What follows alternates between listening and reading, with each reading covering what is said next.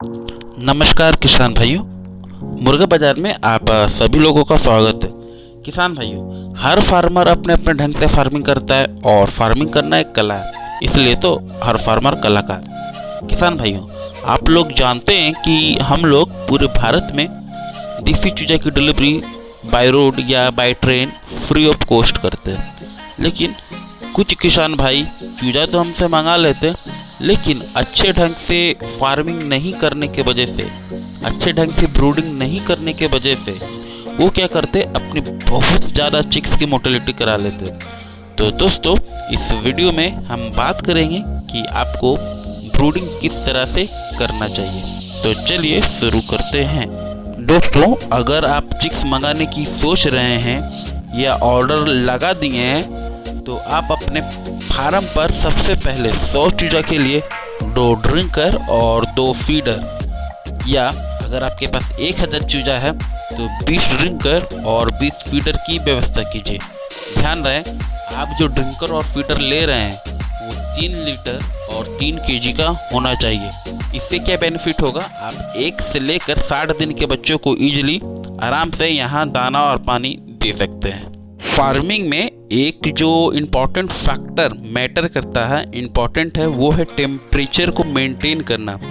ध्यान रहे, जब आपके पास चूजा पहली बार आपके फार्म पे आ रहा है तो रात का जो टेम्परेचर होना चाहिए नॉर्मली वो 34 डिग्री सेल्सियस होना चाहिए गर्मी के समय पे, और फिर धीरे धीरे आप टेम्परेचर को आराम से डाउन कर सकते हैं। टेम्परेचर को मेंटेन करने के लिए आपको प्रत्येक 100 चूजा पे एक 100 वाट का बल्ब लगा सकते हैं, हैलोजन का भी इस्तेमाल कर सकते हैं। और हाँ, टेम्परेचर को देखने के लिए अपने रूम पर एक रूम थर्मामीटर भी लगा सकते हैं।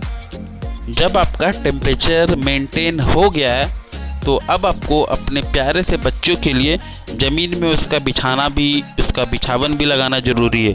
तो ध्यान रखिएगा, गर्मी में 1 इंच और सर्दी में 2 इंच लकड़ी चावल का बुरादा आप बिछा सकते हैं, और बिछावन बिछाने के बाद उसमें 2 लेयर आप पेपर का बिछा सकते हैं। इससे क्या होगा, आपके चूजे जब आएंगे तो वो उस लकड़ी के भूसे को नहीं खाएंगे। और ध्यान रहे, पेपर वो हर 2 दिन में गंदा कर देंगे तो भाई आपको पेपर भी हर 2 दिन के बाद चेंज करना पड़ेगा। यहाँ ऊपर थर्माकोल का चादर लगा हुआ है जहाँ आप अपना टेम्परेचर मेंटेन कर सकते हैं। दोस्तों, फार्म पे चूजा आने के बाद 1 घंटे के बाद आपको गुड़ पानी अथवा ग्लूकोज अथवा इलेक्ट्रोड पाउडर दे सकते हैं। देना कैसा होगा, प्रत्येक 100 चूजा के लिए आपको 100 ग्राम गुड़ अथवा 100 ग्राम ग्लूकोज पाउडर 1 या 1.5 लीटर के पानी में आप दे सकते हैं। जब आप पानी दे देंगे, ठीक उसके 1 घंटे के बाद अगला आपको अब दाना देना होगा। दाना भी एकदम हाई प्रोटीन वाला नहीं देना है, आपको देना है मकई का दर्रा। अगर मकई का दर्रा आपको नहीं मिलता है तब आप सूजी 1 या 2 दिन तक उसको दे सकते हैं। डायरेक्ट फीडर में नहीं, आपको देना होगा पेपर में। पेपर में 2 दिन दीजिए, उसके बाद अब आप पेपर हटा के डायरेक्ट फीडर लगा दीजिए। दोस्तों, अब बात करते हैं कुछ मेडिसिन के बारे में। दोस्तों, तीसरे दिन के बाद आपको लिक्सन पाउडर देना होगा और चौथे दिन आपको वाइमरल देना होगा।